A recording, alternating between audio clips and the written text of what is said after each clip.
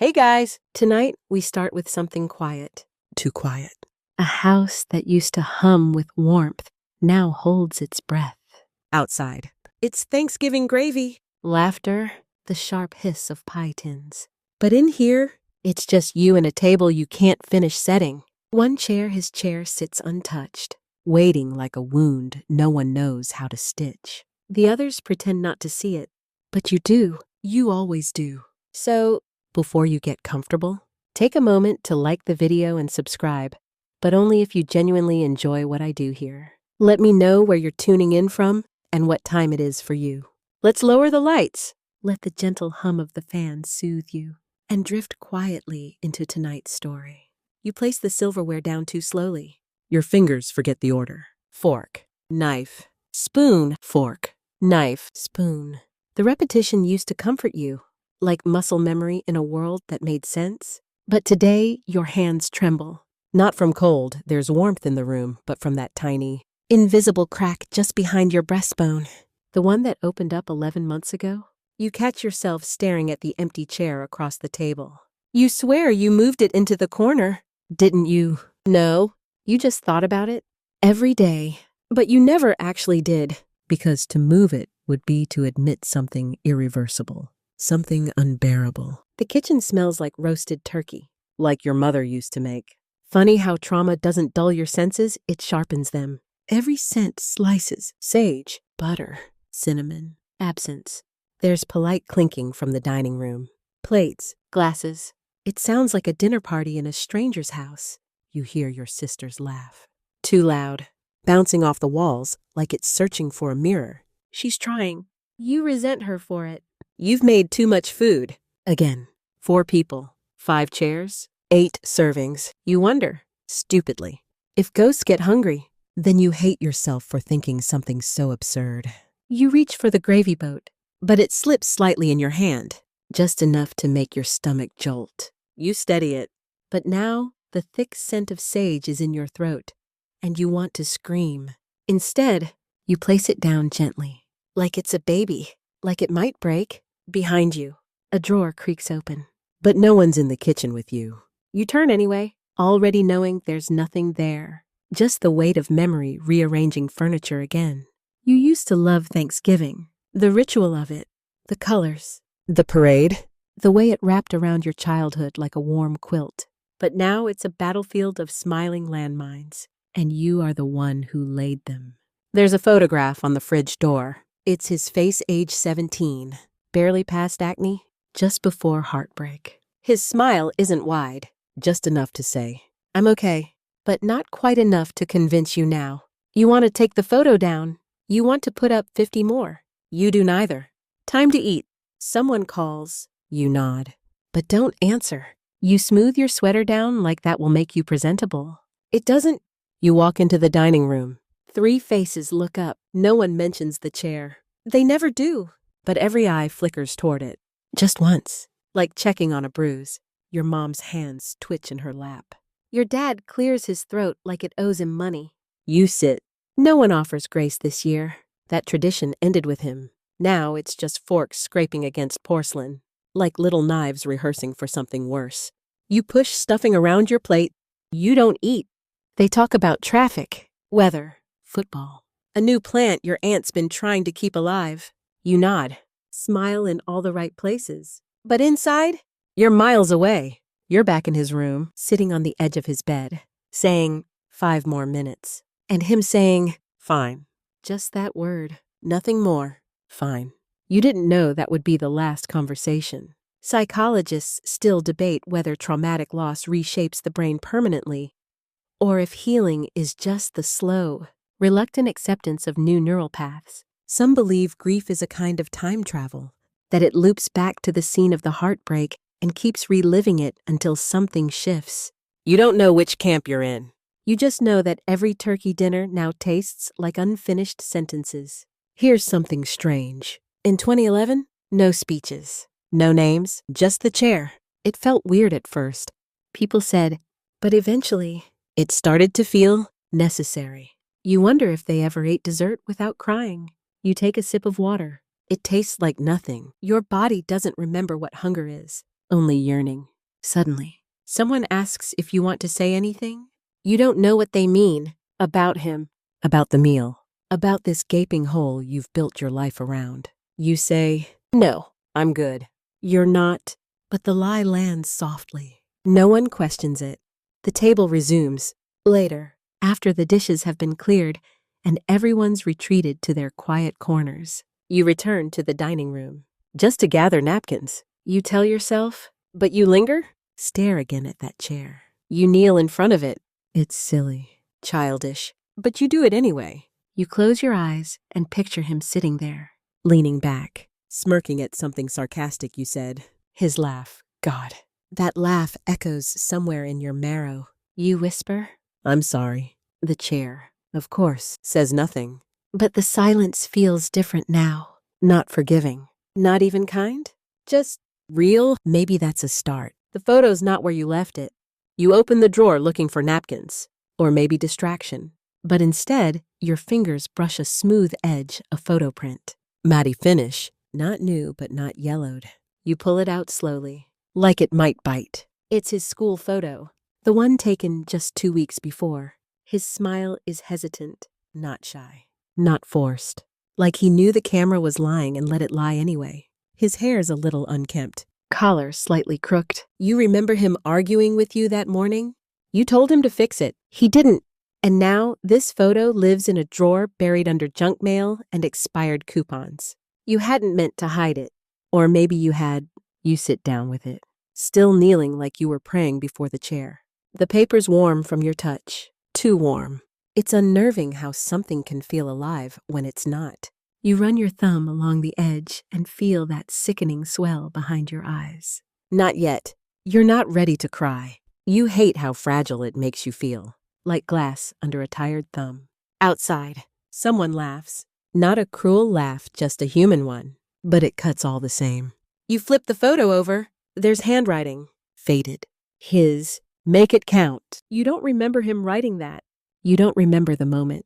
But your stomach sinks like your memories just betrayed you. Psychologists still debate whether grief really causes memory gaps or whether it simply rearranges importance, what the brain preserves versus what it buries. You think maybe your mind buried this one on purpose, like tucking away a splinter. The fringe fact you can't unlearn. In certain cultures, including parts of rural Japan, it's considered bad luck to photograph someone too soon before their death. The belief is that the soul begins to fade out in the image. You look at the photo again. His eyes seem clearer than anything else. You wonder if the photo's been waiting for you to find it, or if he has. Your phone buzzes. You ignore it. You don't want the world right now. The world doesn't deserve to exist when he doesn't. You sit on the floor longer than you mean to. The tile is cold and sharp against your back. You don't move. You can't move. Not when everything inside you is too loud. You hear his voice sometimes, Not in a haunted house way. Just echoes. Phrases. A laugh around the corner. A mama. When the milk runs out, you tell no one. they'd think you're stuck. But you're not. You're returning. The drawer creaks again when you shut it. You don't remember it being this loud. Or maybe it's your ears adjusting to silence. Finally, later, in your bedroom, you sit on the edge of the bed and hold the photo in your lap. You don't even turn on the light. You watch the room shift with every car that passes outside. Shadows stretch across the wall like old regrets. You lie back, And the photo stays clutched to your chest. You wonder if he's somewhere, aware that you're holding him. You wonder if the dead know how desperately they're missed. You wonder if that's what ghosts are, not spirits, but need. Trapped in the air. The ceiling is unkind tonight. Too empty. You count the cracks. 1, 2, 3. Like they might spell out a message. But all they say is, still here? There's a whisper of fabric as you turn. The bed feels wider than it should. Grief makes everything stretch. Time. Space. Memory. It unravels reality like thread from an old sweater. You drift. Not into sleep, into between. And then it happens. A flash, not a dream. Not quite. You see his face again. But he's not in the kitchen or his bedroom. He's somewhere else. A hallway. Empty lockers. Late afternoon light. And he looks over his shoulder. Right at you. and mouths something you can't hear. You jolt upright, heart pounding. The photo is still there, warm against your chest, but your pulse is racing like something chased you out of that vision. Was it real? Psychologists still debate whether intense grief can cause shared hallucinations. That's right. People grieving the same loss sometimes see the same thing, a trick of the mind, or something more. They don't know. No one really does. You look again at the photo. His eyes aren't haunting, they're inviting. And for the first time in months, you don't feel punished by looking at him. You rise. You walk to the fridge. Peel off the coupons, the grocery lists, the smiling vacation shots that mean nothing anymore. And you place his photo in the center. You stare at it. It stares back. And then, quietly, you whisper, "I didn't forget you." It's not enough, but it's something. It's funny what you remember most isn't the moment he died. It's the night before. You were both in the kitchen. He stood barefoot, eating straight from the fridge like he always did. Cold pizza, half a banana, something left over he didn't even bother to heat up. You were doing dishes. You asked him about his English assignment. He rolled his eyes and gave you that classic teenage shrug, the kind that says I'm fine and leave me alone at the same time. You pushed. He resisted. You snapped. He said something sarcastic. You said something worse. Fine. You muttered, grabbing a dish towel. Be that way. He didn't say anything back, just walked away. Barefoot. Quiet. You never heard his door close. And that was it. Your last exchange. That line, "Be that way," it's carved somewhere deep in your chest now. Like an inscription on a headstone you didn't mean to write. You say it aloud sometimes, trying to dull its sharpness, but it never loses its edge. Psychologists still debate whether memory is accurate or just a well-practiced illusion. They say the brain reshapes moments to fit the emotion we've assigned. So maybe he did say something. Maybe you just forgot it because forgetting feels safer. But you don't think so. You think you remember it exactly? You carry that moment like a loaded backpack. Sometimes it feels light, almost like nothing at all. Other days, it pulls your spine into a question mark. Today, it crushes. You go to the sink and stare at the same dish towel, still hanging there, like it's been waiting. It's stained now, from tomato sauce, or maybe time. You pick it up and press it to your face, just to feel something familiar. You swear it still smells like that night. Pizza, maybe, or sweat, or the leftover scent of regret. And then the questions come, the ones that always find you when the house is quiet enough. What if you'd walked after him? What if you'd knocked on his door? What if you'd just said, "I love you," out loud? Would it have mattered? Some part of you believes it would have changed everything.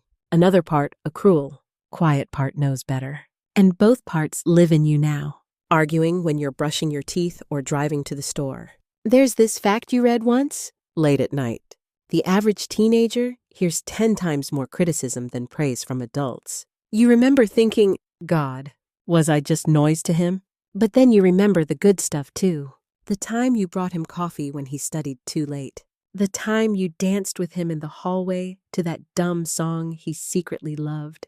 The time he cried on your shoulder after failing his driver's test and called you the least awful person he knew. He never said "I love you" either, not directly. But he showed it, with grumbled thank yous, with sharing his fries, with letting you sit on the edge of his bed without saying anything. Still, the night before that night won't let go of you, like it got frozen in amber, stuck on repeat in your brain. And here's the worst part. You almost went to his room. You stood at your own doorway, hand on the knob, thinking maybe, just maybe, you should say good night. Even if you were both still irritated, you pictured knocking, saying something dumb like, "Don't stay up too late," or "Eat real food tomorrow," but you didn't. You figured there would be time. People always think there will be more time. There's an old superstition, completely bizarre, that says if you walk past someone just before they die, you absorb a piece of their soul. You wonder if maybe that's why your chest sometimes feels too full. Maybe you're holding a piece of him you never meant to take. You want to believe he forgives you? That wherever he is, he's not clutching that moment like you are. That he knows you were just tired. That you loved him even when you were angry. But belief is tricky. It slips away when the lights go out. So instead, you do something else. Something small, almost pathetic. You take a notepad from the junk drawer, the one you use for grocery lists, and don't forget the milk scribbles. And you write, if I could take it back, I would. Then you write, I love you. I miss you. Every second. You fold the paper slowly, like it's fragile, and slide it behind the photo on the fridge. Not for anyone else, just for him. Maybe he'll see it. Maybe you will. The silence in the kitchen shifts after that. Still quiet, but not as hollow. Like it's listening now. You let yourself sit down at the table again. You face the chair. You try to picture what you would have said that night if you had knocked. Hey, you whisper. I was out of line. And then, quieter. Don't go. But the chair stays empty. Still, it feels just a little less cruel. It starts with a sound. Not loud, not dramatic. Just a shift, like a shuffle. A creak of wood. The subtle thump of a footstep on old floorboards. You freeze mid-motion. Fingers tightening around your coffee mug. Ears tuning to the hallway like prey, sensing a predator. You know no one's there. But your body doesn't believe you.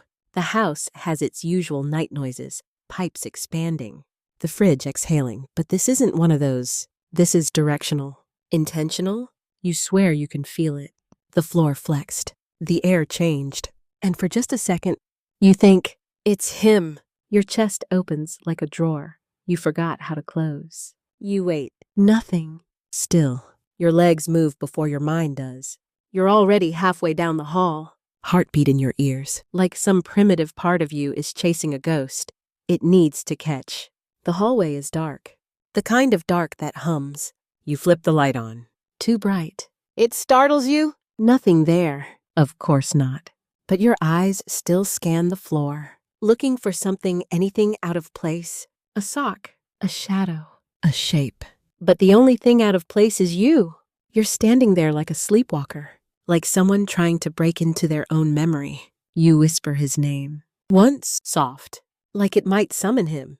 If you're gentle enough, still nothing. And yet, the hallway smells faintly different. Like his shampoo, the one you had to special order because it wasn't sold in stores anymore. Crisp, clean, a little synthetic, too real. You're not crazy. Probably. Psychologists still debate whether grief can trigger phantom presence, experiences, sensations that the deceased are near, even though rationally, we know they're not. Some call it a hallucination. Others call it adaptive illusion. But you don't care what it's called. When you smell that scent, your knees go weak. You reach out your hand to the empty hallway. Just hover it there, palm open. Just one more hug. You say. Your voice sounds broken, like a vinyl skipping, but the air is still. The fringe fact your mind dredges up because this is how your brain works now is that in some ancient Norse traditions, they believed the dead lingered in the doorway of their homes for several days after death. Not to haunt, but to watch, to say goodbye slowly. You wonder how long he lingered. You wonder if he's still here. You back away from the hallway, heart stuttering. You tell yourself to go to bed. You tell yourself it was nothing, but in your chest, something flutters. Not fear, not quite hope, something in between. Like your body believes he's near, even when your mind won't let you. Back in your room. The shadows stretch long. You keep the hallway light on this time, just in case. You lie in bed, but don't sleep. You close your eyes, and instead of blackness, you see his outline, just the shape of him standing in the hall, barefoot. Turned slightly away, not walking, not speaking, just being. You reach toward him in your mind. He doesn't move, but he doesn't disappear either. You whisper, do you blame me? The silence doesn't answer, but it doesn't accuse you either. And for the first time, you realize something. You don't need him to forgive you. Not really. You need you to. You flip the pillow, trying to find the cool side. Your body's restless, but not agitated. More like opening, like the tight coil in your chest has loosened just a little. You stare at the ceiling, count the cracks again. You don't get past 6 this time. There's still weight on your chest. But it's different, less sharp, more like a reminder than a punishment. Maybe that's all ghosts are. Reminders in the shape of what we miss. You think about the last time he walked down that hallway? You remember the rhythm of his steps, the sound of him kicking off his shoes, the way he mumbled something under his breath when he thought you couldn't hear. You try to remember what he said. You can't remember, and it breaks your heart all over again. There's a scratchy part of your brain that wants to write everything down. Every sound, every dream, every hallucination. Like maybe if you archive it, it'll become real, but you don't move. You just breathe. And then, suddenly, an idea enters your mind like a slow drip. What if he's not stuck here? What if you are? That thought lands like a stone in your stomach. You sit up, breath caught mid-rib. Have you been haunting the house with your grief? Rearranging the chairs, whispering to walls, scaring yourself in the hallway. Are you the ghost? The idea feels absurd, but also a little right. Maybe you've been haunting your own life, waiting for forgiveness that was never outside of you. The hallway creaks again. This time, it's the house. You're sure of it. Still, you whisper, "Good night." You don't expect an answer, but this time, the silence feels just a little less alone. You've gotten used to the quiet, or maybe just resigned to it. But tonight, the silence isn't peaceful. It's tense, stretched, like a rubber band about to snap, like someone's holding their breath right next to you. But not out of fear, out of avoidance. She sits across the room, not quite looking at you, not quite looking away. Your partner, your co-griever, the one person who should know exactly how this feels. And yet here you both are, on opposite ends of the couch, like strangers in someone else's living room. You don't know what to say. You haven't for weeks, maybe months. You've filled the air between you with to-do lists, grocery store receipts, and muttered, "I'm tired." But the one thing that actually matters, the grief neither of you can name without crying, you've left it to rot quietly in the corners. Her eyes flicker toward the TV. It's not on, hasn't been for hours, but you both keep pretending to watch, like static could replace connection. She sighs, and not the casual, tired kind, the heavy one. The kind that says, "I'm carrying this too." You know, but still, nothing. You want to reach out. You do. You imagine taking her hand, squeezing it, saying, "I miss him too." But the words feel like teeth sharp, dangerous, likely to draw blood. So you just sit in the not quite dark, not touching, not speaking, not healing. Psychologists still debate whether shared trauma brings people closer or drives them further apart. Some say grief can synchronize people's brainwaves when processed together. Others argue unresolved pain creates emotional silos, making even the closest people feel oceans apart. You're not sure who's right, but you know that tonight, your couch feels like a continent. She stands up, walks to the kitchen, opens a drawer, closes it, opens the fridge, stares inside, closes it again. She's not looking for food. She's looking for an escape route. You stay seated, frozen in place. There's a reason no one talks about mutual silence.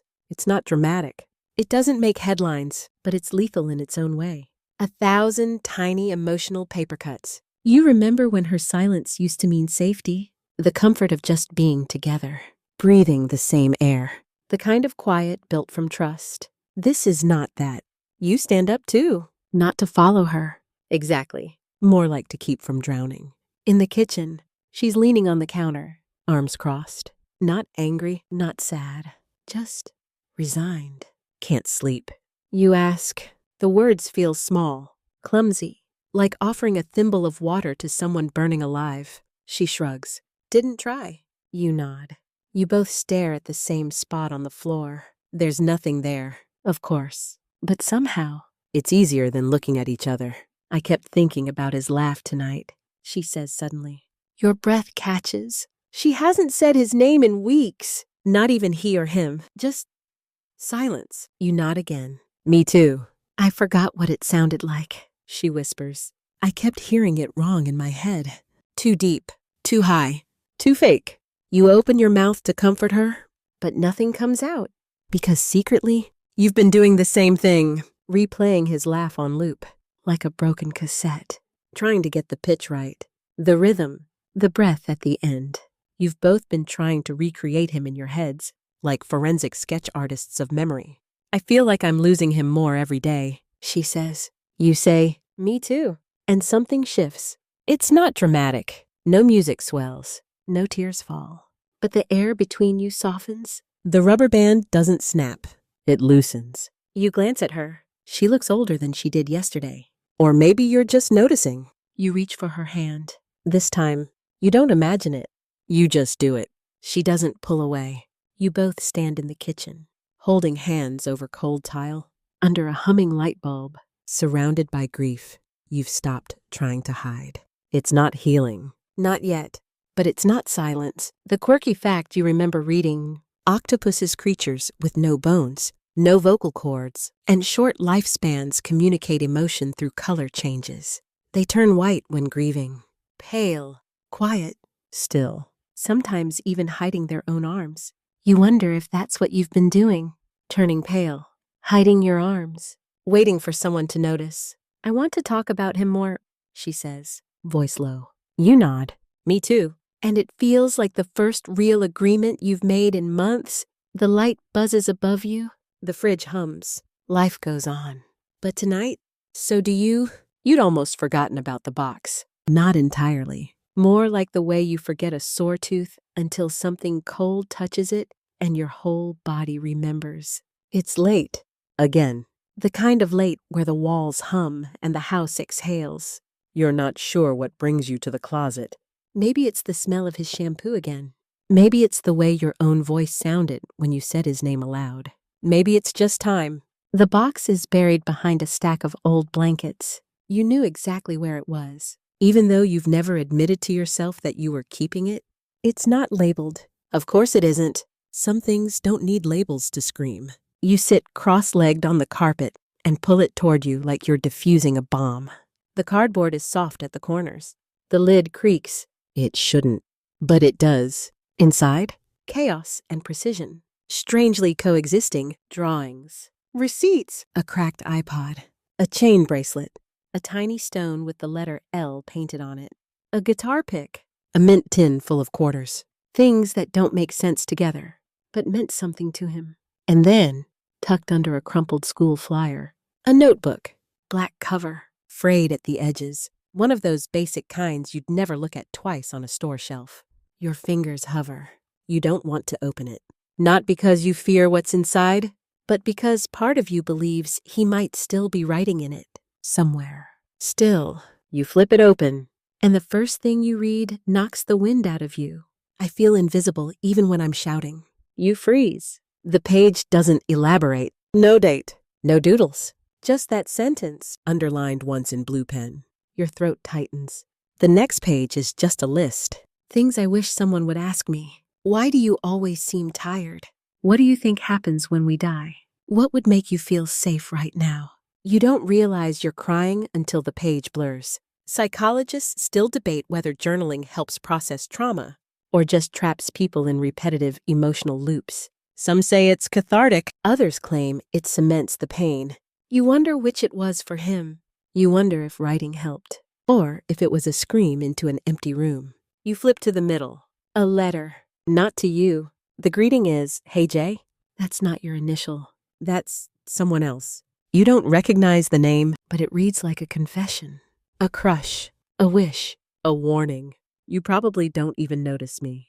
But if you do, that's dangerous. Because you make me feel like maybe I matter, and I don't know what to do with that. Your gut twists. There was a whole world inside him you didn't know, and part of you wants to be angry. Not at him. At yourself. For missing it. For being too busy. Too distracted. Too late. But then another voice inside says, he didn't owe you everything. That voice is new. And oddly kind. You pull out the chain bracelet. He used to wear it every day, then suddenly stopped. You never asked why. You just assumed he got bored with it. It has tiny notches carved into it. You didn't know he had tools for that. 12 notches, evenly spaced. You run your thumb over each one and wonder what they marked. Days. People. Secrets. You used to think you knew everything about him. And now, with each item you touch, you realize you only ever knew the parts he let you see. The quirky fact you read once. Pigeons, yes. Pigeons can recognize their own reflection, but only after weeks of exposure. Until then, they treat their mirror image as a stranger, sometimes even a threat. You wonder if that's what this box is. His reflection. And maybe that's why it scares you. Because you've never seen him like this. Not clearly. Not whole. You close the notebook gently, like you're afraid of waking it. You don't put the box away. Instead, you bring it to your room. Set it beside the bed like an honored guest. And for the first time, you say aloud, I didn't know you. It's not a confession. It's a prayer. You lie in bed, Eyes wide. brain louder than ever. Not in panic. In Akka, you don't know who Jay is. You may never know. That mystery might gnaw at you forever. Or maybe someday. It won't. But now, a strange peace settles in. Because even in hiding, He left pieces of himself, and you're finally starting to look. the vigil is strange. You didn't want to go. You almost didn't. You stood in front of your closet for 20 minutes, staring at shirts. None of which felt right. It's not a funeral. It's not a birthday. What does one wear to a gathering designed to remember someone who never really liked crowds? But you go. You drive with both hands gripping the wheel tighter than necessary. You take the long way there. Not on purpose. Or maybe exactly on purpose. The community center looks different at night. Warmer. Softer. String lights hang around the entrance, swaying in a breeze you didn't expect. People gather in loose circles on the lawn, Candles in hand. flickering like a shared secret. You recognize a few faces. Teachers. Neighbors. Some of his friends. You don't approach anyone at first. You hover. Stay close to the shadow of the building. It feels safer here, where no one expects you to smile. Then someone walks up to you, a boy with sharp cheekbones and a hoodie too thin for November. You don't recognize him immediately. He says your name. You nod. I'm Devin, he says. We had chem together.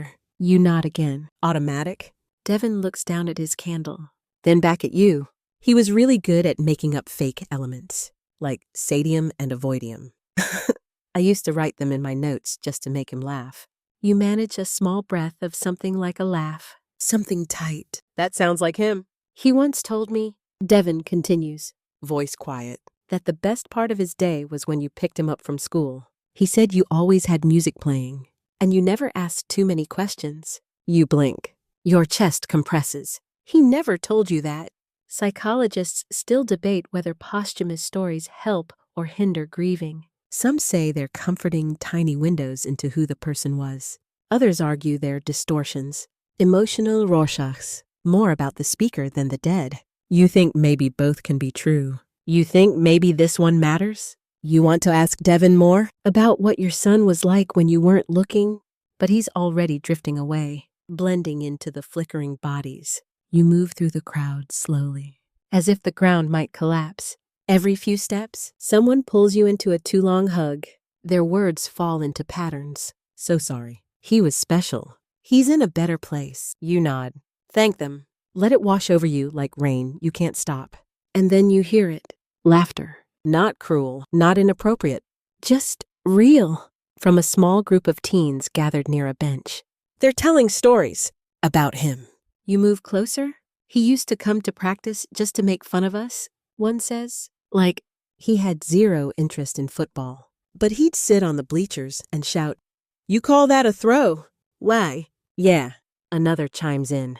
And he'd bring snacks, said watching us flail around made him hungry. They laugh again. One girl catches your eye. He said I reminded him of a tree, she says, smiling. I asked if that meant I was tall and grounded.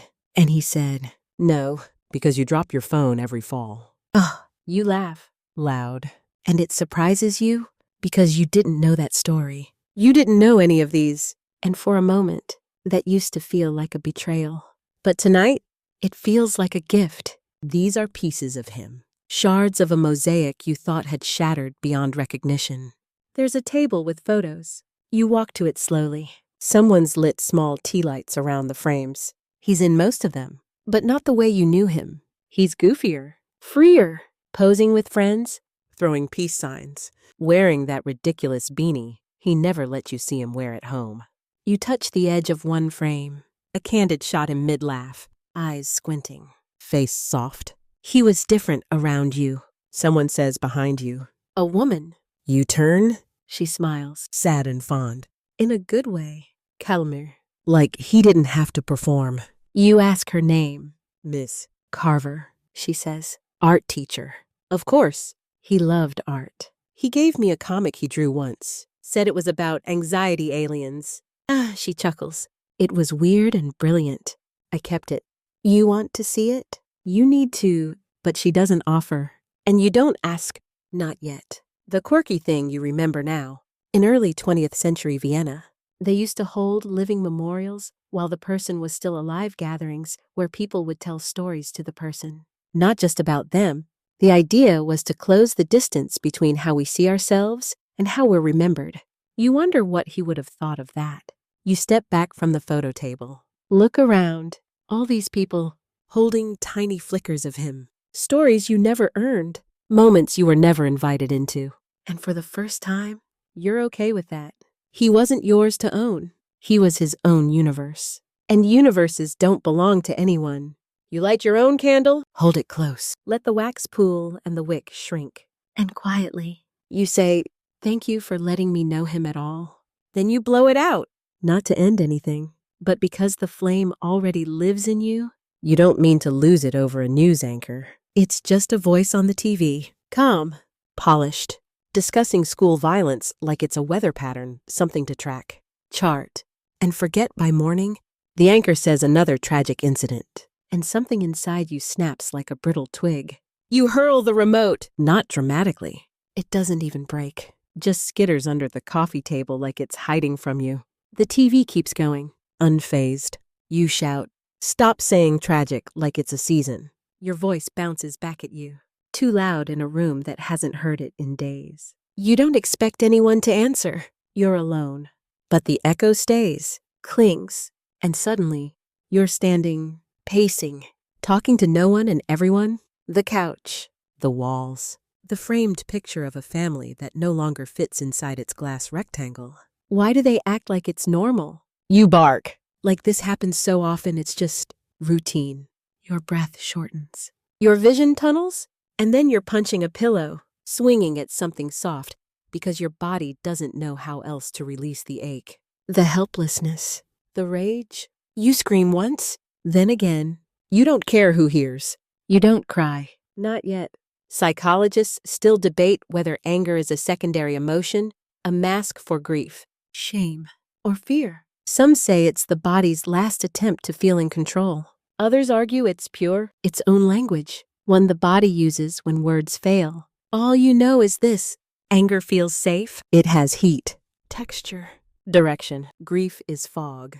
You slam your hand against the fridge door. It doesn't dent. Just rattles. You want it to break. To match how you feel, you throw open the silverware drawer. The knives gleam. But no, That's not what you need. You grab a spoon. and fling it across the room. It hits the wall with a dull thud. Falls to the floor. You stare at it, panting. Then you laugh. Not a healthy laugh. Not a joyful one. But the kind that escapes when your brain can't hold in the static anymore. You sit on the floor, Legs stretched out. staring at the spoon like it betrayed you. And then you cry. Not in sobs. In waves. Small, stuttering breaths. Salt in your mouth. Chin trembling. Because the anchor didn't know him. The world doesn't know him. He's just another story now. A line in a news cycle. A name buried under headlines. But you knew his smell when he'd been outside too long. The exact pitch of his sneeze. The way he'd chew his pen cap when he was lying. You knew the pauses in his speech. The way he'd tap his foot when he was nervous. The little twitch in his left eyebrow when he was about to lie. You knew him. And now everyone talks about him like a symbol, Like a cautionary tale. like something that happened. But to you, He's not past tense. he's breath, muscle memory, a gravitational force still shaping the space around you. You curl into yourself on the kitchen tile. Cold seeps through your jeans. It helps. You remember that weird statistic. The average person experiences 10 to 20 seconds of full-body rage after a trauma trigger. Just enough to feel volcanic, not enough to destroy the room. You guess you hit the limit. The pillow, the spoon, That's your explosion. but it's not enough. You want someone to scream with you, to sit next to you and yell into the void until your throats are raw and your bodies remember what calm is. But you're alone. Except you're not. Your phone buzzes. A message from an unknown number. Hey, it's Devin. I hope it's okay that I got your number from Ms. Carver.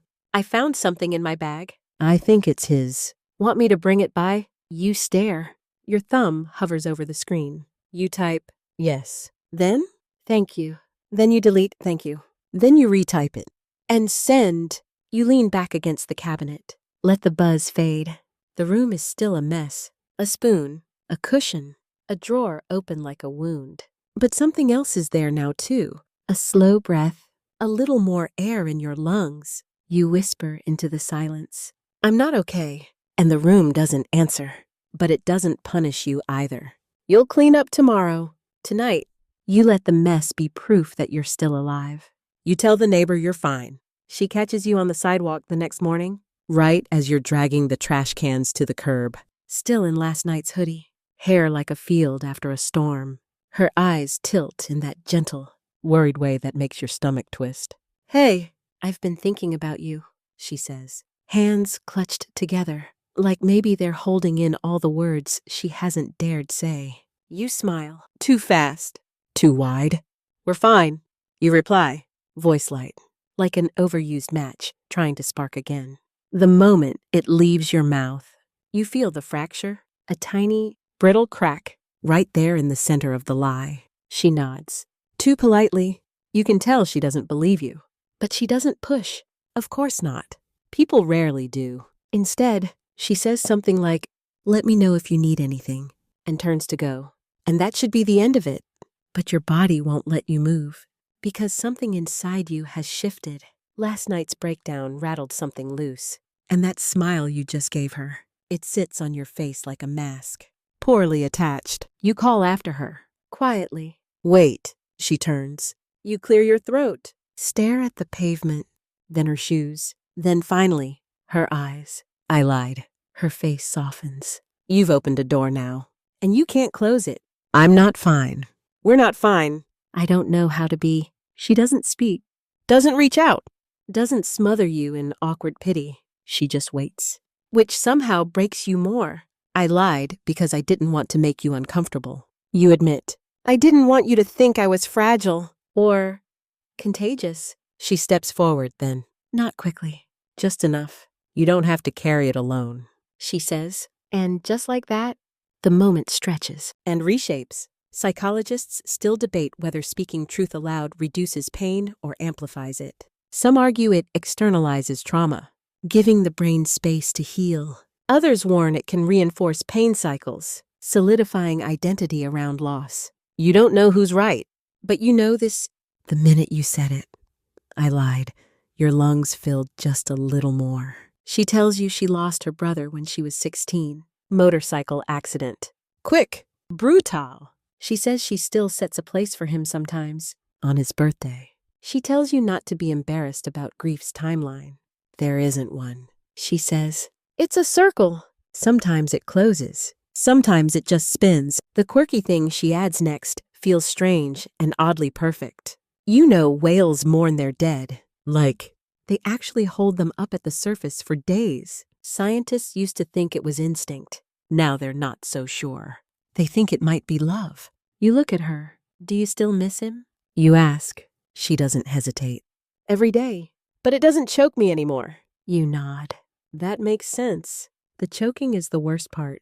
The way grief sits in your throat. Just beneath language, you tell her you kept a box of his things. She tells you she buried her brother's hat under an oak tree. You both smile. Not sad. Just shared. And then, unexpectedly, she hugs you. Not the performative kind. Not the sideways. Pat, pat, there, kind. This one is grounded. Warm. Real. You hesitate. Then lean in. You don't cry. Not this time. But the weight on your shoulders shifts. Later, back inside. You look at yourself in the mirror. You expect to see a mess. Someone broken. Someone haunted. But your reflection just looks human. Tired. Yes, but not hollow. You think about the phrase, I'm fine, and how often you've used it as a shield. How it slips out so easily. How it convinces people and yourself that maybe, just maybe, you're closer to healed than you are. But today, you broke the script. And you didn't shatter. You sit on the couch. Light spills through the blinds. The room looks different because you let someone see the mess, and they didn't run. They stayed. You don't mean to press play. You're just cleaning. That's all. Picking up things that don't matter anymore. Socks without partners. Crumpled receipts. A single, dried leaf that wrote in on someone's shoe weeks ago and never left. And then you find his old phone. Dead. Heavy. Tucked in the back of the drawer you'd stopped opening. You stare at it like it's radioactive. Like it might whisper. You hesitate. Then plug it in. It boots up slower than you remember. The battery icon limps into place. And then suddenly it's alive. His wallpaper is still the same. A grainy picture of a band you never liked, and he only liked because you didn't. Your fingers move on their own. No hesitation now.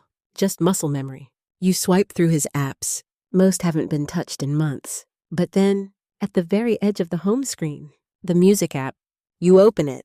You scroll. You see the playlist. It's called For When It's Too Much. Your heart stops. You pause. Close your eyes. Feel your thumb hovering over the first track like it's a detonator. And then, you press play. The first song is slow, melancholy.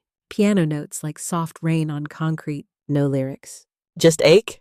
You sit down hard, as if the sound hits you physically. Your breathing shifts. Your throat clenches. The second song begins. One you recognize because you hated it. He played it on repeat one summer until you begged him to stop. You never understood the appeal. The warped vocals, the chaotic drums. But now, in this context, it feels like a cry underwater. Psychologists still debate whether music can encode emotional memory more effectively than language. Some suggest it bypasses rational filters entirely, tapping straight into subconscious feeling. As the chorus builds, you believe it, because you're not just hearing it, you're inside it. Song after song plays, each one a breadcrumb, a cipher. And then a track you didn't know he had? It starts with a voicemail, your voice. From months ago, you barely remember leaving it. Hey, it's me. Just checking in. I saw this dog that looked like the one you begged for in 3rd grade. Anyway, hope your day was okay. I'm making spaghetti tonight, in case you're hungry. I love you. Even if you hate spaghetti. It ends. Silence. Then, a soft guitar line. Simple. Fragile. Raw.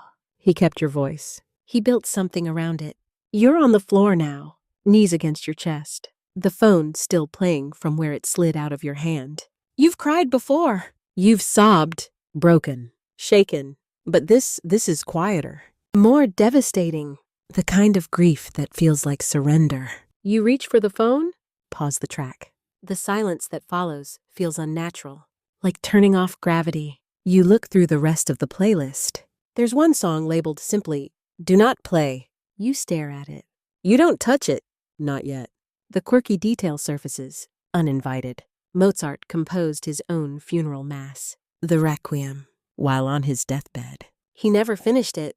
Some say he believed if he completed it, he'd die. Others say he wanted to die with its still unfinished proof that even grief leaves echoes. You think of your son composing this playlist, choosing tracks not for fun, but for function, for safety, for when it's too much. And now, you're the one holding it. You scroll back to the voicemail track. You listen to your own voice again. This time, you smile. Because you remember the dog, the spaghetti, the absurd, daily rituals of love. You didn't know he noticed, but he did. Enough to save them, to set them to music. You press play once more. And you don't cry this time. You breathe. You let the music hold you, like arms that aren't there anymore, but still know the shape of your sadness. You tell yourself it's just cleaning, a practical task, something normal. You're not doing anything dramatic. You're just tidying. That's all. But your hand hesitates at his bedroom door, like it remembers something you won't let it say. You haven't stepped inside since the vigil. The door creaks as it opens. Same sound it always made when he slammed it shut with teenage flair. You never fixed that hinge. He liked it. Said it gave the door personality. The air is still. Dust has begun to settle on everything. On the shelves. On the posters curling at the corners. On the hoodie draped over the desk chair, like he might walk in and shrug it on any second now. You cross the threshold, and the temperature seems to drop by 2 degrees. Or maybe it's just your skin reacting. Everything in here is exactly how he left it, which is to say, chaos with a system only he understood. The bed is made, sloppily. The fitted sheet never quite made it onto that back corner. You used to tease him about it. He'd roll his eyes, claim he liked it that way. His sneakers are still lined up beneath the window, mud still crusted on the soles. You crouch down, touch the toe of the left shoe like it might twitch. Nothing moves. You stand, turn slowly, taking in the room the way people view art they don't understand, with reverence, with caution. The books on his shelf are all face out, not spine out. A weird habit, he said, helped him remember what he'd read. You reach for one. Open it. A train ticket falls out. Not recent, not a real trip. One of those novelty admit one stubs from a school carnival. He'd drawn tiny doodles on it, stick figures on a roller coaster. One has a smiley face. The other is frowning. Above it, he scribbled, "Life is weird." You laugh. Then tear up. It's so him. Random. Sad. Funny. Quietly brilliant. You move to his desk. Carefully open a drawer. Inside, a tangle of headphones, rubber bands, pencils with bite marks, and a Polaroid. He's not in it. It's a blurry shot of a forest trail. Just trees and light. On the back, he'd written, "Where I go when I need to not be here." You exhale. A long, slow breath. The kind you didn't realize you were holding. Psychologists still debate whether grief alters the way we perceive physical spaces. Some say the brain rewires itself to treat certain rooms as emotional minefields, associative trauma. Others say it's not the room, it's what's missing from it. You believe both because right now, every inch of this room is a pressure point. You sit on the bed, gently, like you're afraid to break it. The mattress gives just enough to make you feel like someone sat with you. You notice a shirt balled up near the pillow. You pick it up, smell it, and there it is. That impossible. Familiar. Gone scent. Clean laundry with something underneath. Not cologne. Not soap. Him. It's enough to make your chest collapse. But you don't cry. Not this time. You just sit, shirt in hand, letting the room do what it needs to do, say what it needs to say. And then, because the silence stretches, you speak. You say, "I didn't know it would be the last time." It hangs there, in the air, quiet and sacred. And then you say, "But I'm here now." You open the nightstand drawer. There's a sketchbook. You knew he doodled, but you'd never seen these pages filled with strange, exquisite creatures. Half human, half plant, machines with hearts, tiny universes orbiting teacups. A whale sleeping in a bed. In the corner of one page, my brain, but prettier. The drawings are alive, vibrant, weird, honest. You flip page after page, slowly, like peeling petals off a flower that never finished blooming. The last page is blank, just a dot in the middle. And the word, maybe. You don't know what it means, but it feels like something unfinished, or hopeful, or both. The quirky fact rises. In ancient Egypt, people were buried with letters from their loved ones. Notes of apology, affection, remembrance. Some were tucked into hands, others under the tongue, as if the dead might whisper them to the gods. You take the shirt, fold it carefully, lay it across your lap like something sacred. Then you pull your phone from your pocket, open a blank note. You type, "You are strange and kind and beautiful, and I didn't say it enough." Then, without overthinking it, you whisper the words aloud. The air doesn't change. The walls don't weep, but something in your chest rearranges itself. A click, a shift, a soft, interior thaw. And for the first time in this room, you feel less like a trespasser and more like a welcome guest. It happens when you're doing laundry. A hoodie, nothing special. Just one of those oversized, worn thin ones he used to wear when he wanted to disappear into himself. Gray, faded, a little stained near the sleeve cuff from some long-forgotten spill. You almost throw it straight into the wash. But something makes you stop. You pat the pocket's first reflex. Really? Then again, slower. There it is, a crumpled piece of paper, balled up tight, small enough to vanish into the seams. You smooth it out against the washer's lid, hands suddenly too careful. It's a note, folded in half, then in half again, like it didn't want to be found. You read it. At first, you think it's to you, but then the name hits you. Not yours, not a family member, just a single first name you don't recognize. A name that lives somewhere beyond your reach. The note reads, "If you're reading this, I guess I didn't get to say it in person.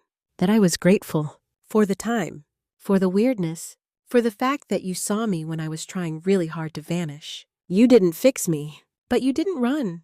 That mattered." Your breath catches. Your hands tremble. You read it again. He wrote this to someone else. Someone you never met. Someone who mattered to him. And you didn't know they existed. The floor seems to tilt, because now you're holding proof that there was a version of him complex, messy, poetic that you never got to meet. Psychologists still debate whether grief is harder when tied to unfinished stories. Some say knowing everything doesn't ease the pain. It just gives it cleaner edges. Others believe the real anguish comes from the not knowing the shadows we can't shine light into. You think about the fact that this note was in a hoodie, not a journal, not a drawer, just crammed in cotton, close to his chest, as if he didn't want to forget the words but wasn't sure he was ready to send them. Either you sit on the laundry room floor, the machines rumble around you, the world keeps spinning, but you're still fixed, reading the note over and over like it might become something else if you look long enough. You wonder who this person was. You wonder if they ever knew what he wrote. You wonder if they still think about him. Do they know he's gone? Do they miss him? Or did they drift apart before the end? Their chapter closing with silence. You picture them whoever they were. Maybe they sat next to him in class. Maybe they rode the same bus. Maybe they laughed at the same strange YouTube videos, passed headphones back and forth, had inside jokes with punchlines no one else understood. You realize you're jealous? Not of the closeness, of the knowing. Of the version of your son they got, the one who wrote thank you notes in secret, the one who recognized someone else's presence as life-saving. You never got a letter like that, not from him. And then guilt, thick and fast, because it's not about you, it's his story, not yours. And you're just now beginning to understand how big that story was. The quirky detail floats up. There's a Japanese concept called kintsugi, the art of repairing broken pottery with gold. Instead of hiding the cracks, they're highlighted, made beautiful. The break becomes part of the history, not a flaw. You wonder if this note is gold. If you're supposed to hold it in the light, not bury it. You read it one more time, and instead of folding it away, you pin it to the bulletin board above your desk. No explanation, no introduction, just the truth of it. You didn't fix me, but you didn't run. That mattered. You imagine someone saying that to you. You hope, in some hidden corner of his memory. Maybe he thought that about you too. You run your fingers along the edge of the hoodie. It's warm. Still smells like him. You hold it to your chest, the note still echoing in your head. And for a moment, you feel him. Not as the boy you lost, but as someone more real, more whole, and more loved than you ever realized. It starts with his name. Just his name. Spoken out loud. In the kitchen. Alone. You don't mean to say it. It slips, escapes, the way a sigh might, or a memory. At first, it barely registers. You're chopping vegetables, something wrote. Your hands move while your mind drifts. And then, without thinking, you murmur it. His name. It catches in the air like it's not sure if it belongs anymore. The fridge hums. The knife keeps slicing. But your chest tightens, not in pain, in recognition. You say it again, this time with intention. Quieter, slower, like testing the temperature of a forgotten bath. You wait for something, anything, a breeze, a chill, a flicker of something unseen. Nothing happens. And yet, something feels different. The silence doesn't feel hollow tonight. It feels attentive, like the room heard you, like it's listening. You let the name hang there. It feels good in your mouth, familiar. Real, not a relic, not a secret, Psychologists still debate whether speaking to the dead is healing or harmful. Some frame it as a coping mechanism, others as delusion.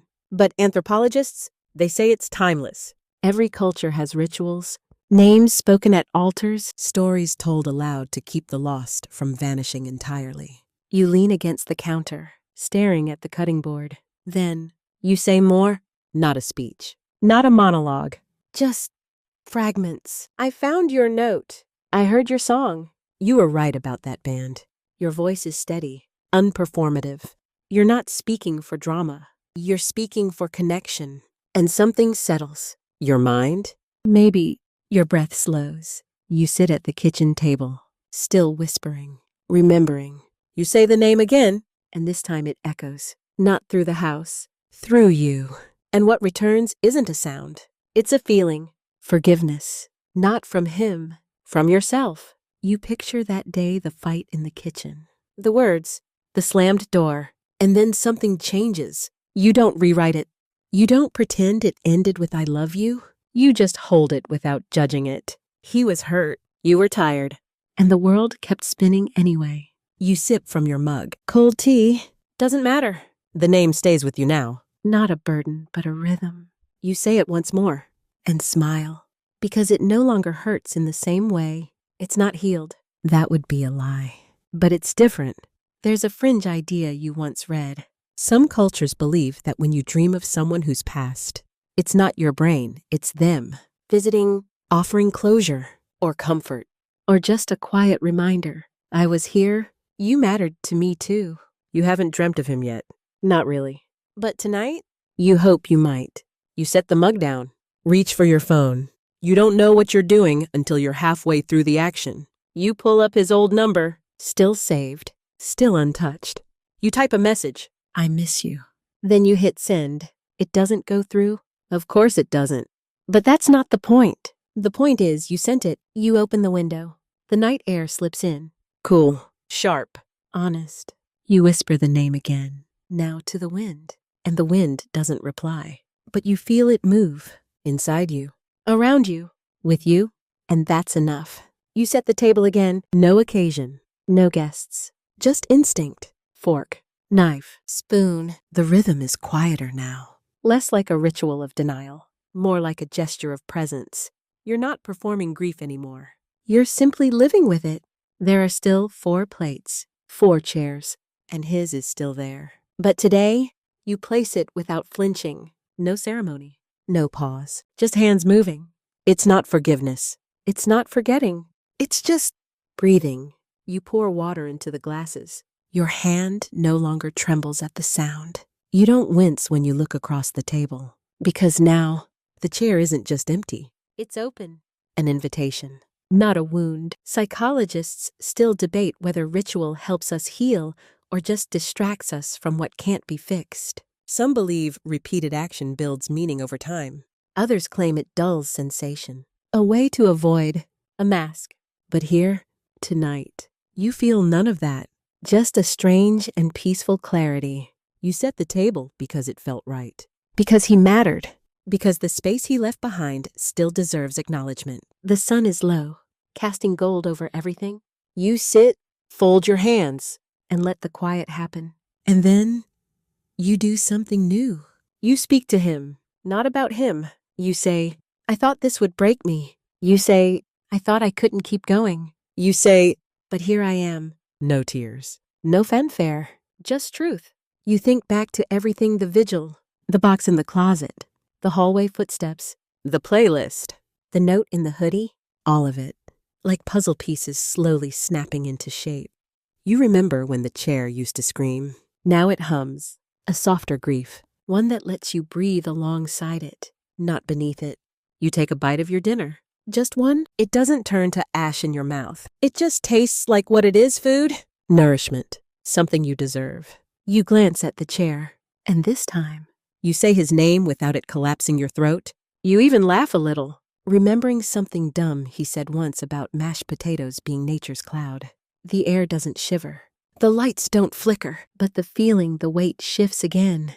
You've spent so long bracing for pain that you almost missed the moment it softened. Almost. The quirky fact comes to mind. In Iceland, there's a tradition of setting an empty chair by the fire for lost loved ones during the darkest part of winter. Not to summon ghosts, just to say, "We haven't forgotten you." You reach across the table, set your palm lightly on the place where his plate would be, and you whisper, "You're still here." You don't need proof. You don't need signs. You just need to remember.